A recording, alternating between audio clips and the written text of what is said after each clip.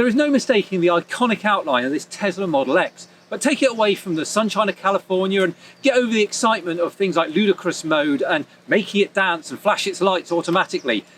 And what have you got left? And what have you got left when you then bring it here to the UK, away from the great vast roads of America, and we try and drive it down a country lane? We try and pick our kids up from school. What's this vehicle actually like as an everyday car here in the United Kingdom?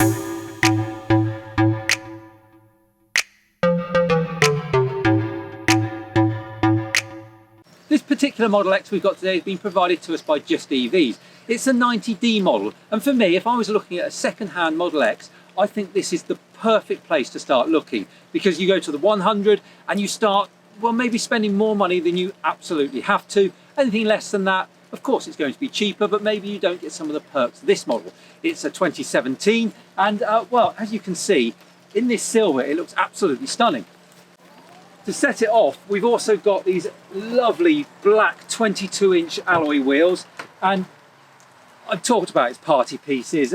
Yeah, these gull wing doors, they do look amazing, but there's no hiding the fact that even Tesla themselves have said it was an absolute nightmare to engineer those doors. I think there was lawsuits and all sorts over making them work, but how good do they look?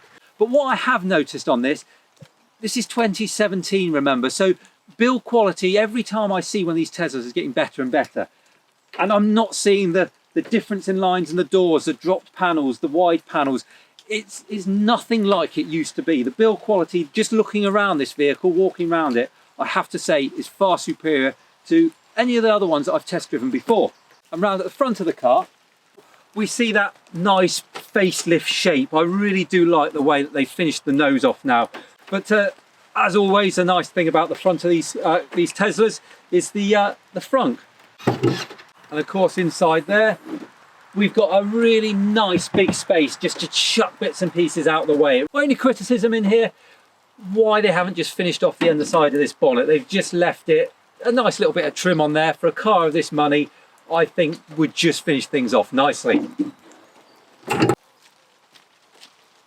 And at the back, well, we continue to see those sleek lines coming off of that glass roof. What I have noticed here in the rain is a bit of water just pooling in here, which it's fine, I guess, when you're driving it or shoot it out. But if this is sat for a while, you're gonna be collecting water in this little lip here.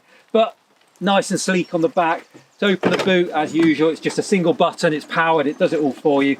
And in here, we can see that just the back of the last two seats. Now this is the 6-seat version. Of course, you can pay the extra to have the 7 seats put in, but these two back seats fold down, and there's a little bit of extra storage just here underneath, which is quite a deep well, so you can really get stuff in there. All the bits and pieces that you don't want on display can be stored nice and easily in there.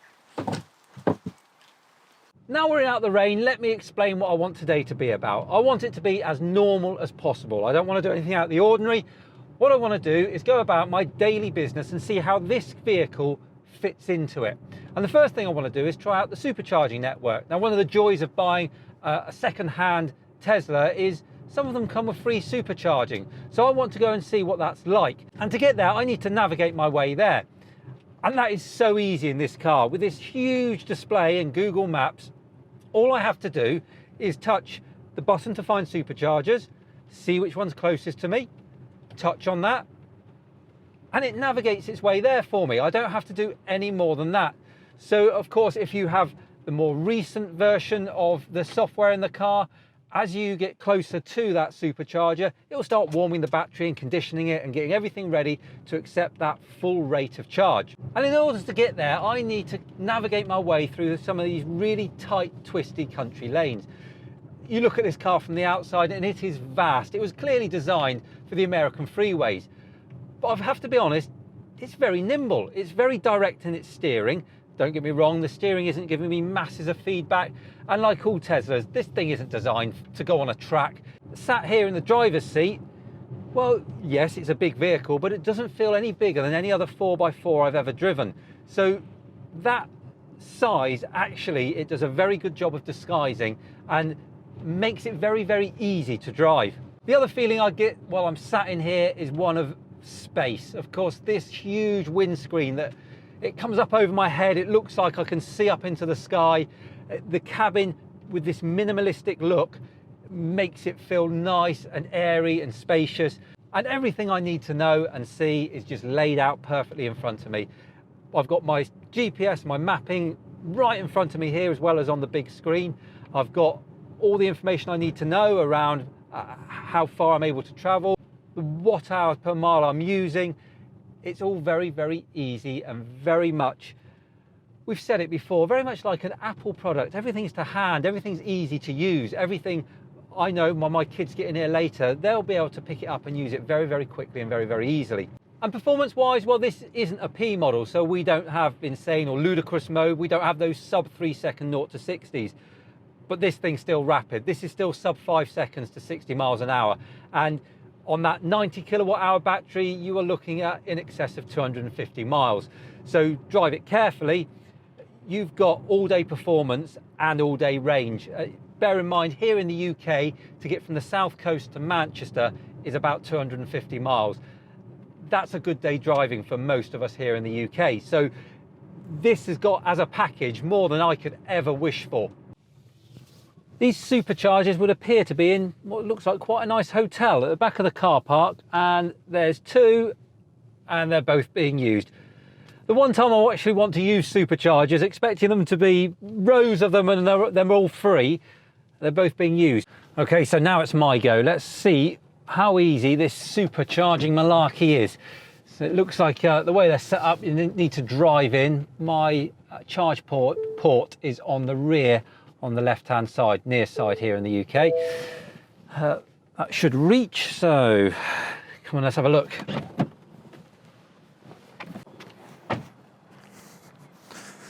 So I've opened the charge port from inside, hopefully pick up the lead.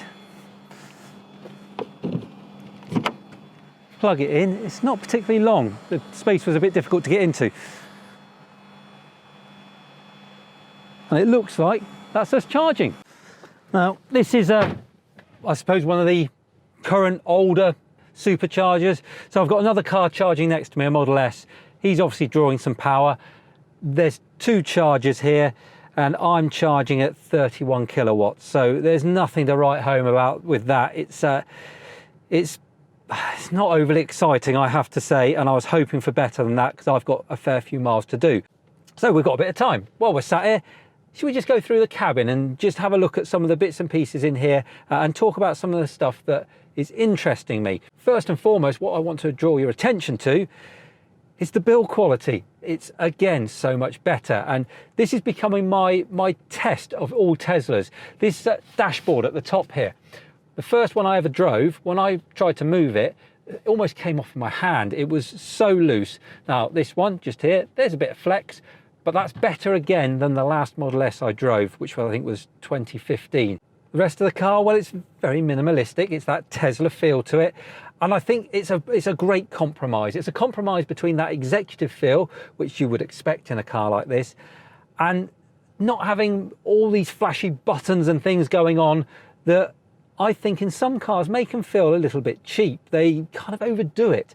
In here, because everything is just computer controlled behind this screen, it's all there. Now, there are times when I think, actually, I would quite like a button. I was trying to find the heated seat before. Of course, it's at the bottom of the screen. It's really easy to find, but I'd forgotten. I thought then it'd be nice just to have a button somewhere. But it is all there, and the more you sit in here and the more you use it, the more you become used to it, the easier it becomes to use. So I've told you about the screen and everything I can see in front of me, but what about the other bits and pieces around here? Storage wise, I've got a lovely big storage unit here, which has got the interchangeable cup holders, so I could make it bigger or smaller or take them out altogether. I have a great big well of a storage area. I've got this area that flips over for, again, you could use it as a storage area, but I've got my 12 volt in there, USB, and I can plug, I'll be honest, I could plug anything I wanted to in there, whether it be my mobile phone, MP3 player. I'm charging a battery in there at the moment for my GoPro. You could do what you want, and there's a separate mobile phone adapter here, which is set up to accept an iPhone. I can just slot my phone in there and it sits down there, connecting to the car and working seamlessly. And in the back, well, first of all, obviously you notice these huge gull wing doors. In order to close them, there's a button here. I just push that, down they come. And once I'm in here, well, what a lot of room. You've got some lovely carpet down the floor here. Again, you notice the space because there is no central tunnel. So all the batteries under the floor. I've got loads of room to spread out. I've got a couple of USB ports here. I've got my own heating and cooling. I've got this glass panel above me, which gives me that feeling of space again, because this big block in the middle, obviously because of the doors being hinged, is a little oppressive, I have to say. But because of this glass here and here and that window coming up at the front, you feel okay. You don't feel like you're too cocooned in. The seats are nice and comfortable, same really as the seats in the front. Just overwhelming feeling of room and space here, and well, I would happily sit here for hours on a journey, no problem whatsoever. If you go for the 7-seater, you do get another one of these seats in the middle here, but this is only 6, say only 6 seats. That shows you how big these cars are. Because it's 6, you have this extra room, so you could easily put a bag or a suitcase or all the kids' bits and pieces for a journey here. Behind me are the other 2 seats. To sit back there, well, there's room for probably children. As an adult, you would end up sitting sideways on with your legs down here in the middle. It's not particularly comfortable, but as a couple of kids, you'd probably be all right in there. And all these seats have got ISOFIX, so it's really adaptable how you can use this space at the back.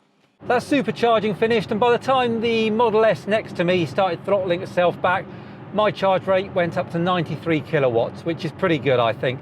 So I've got enough now to see me out for the rest of the day. We're off to pick the kids up from school. That's the next task of the day. But I wanted to come back via the motorway so that I could properly show you what Autopilot is about and, well, just how simple it is to use.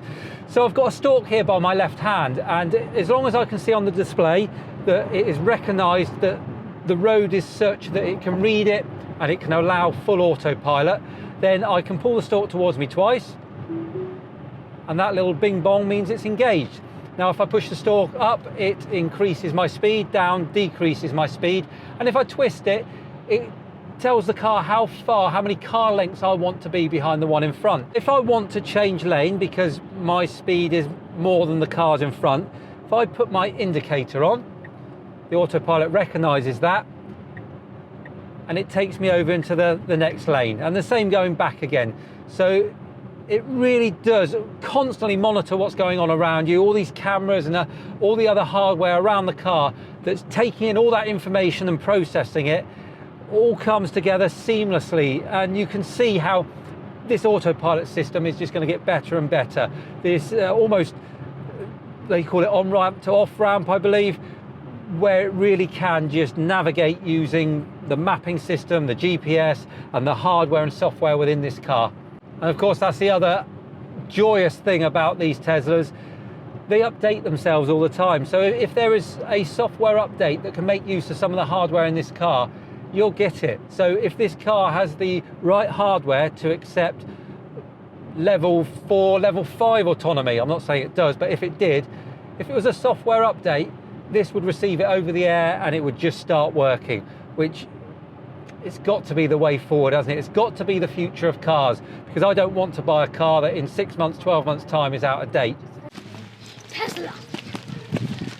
I don't know whose that Tesla is. Whose could it be? Yours!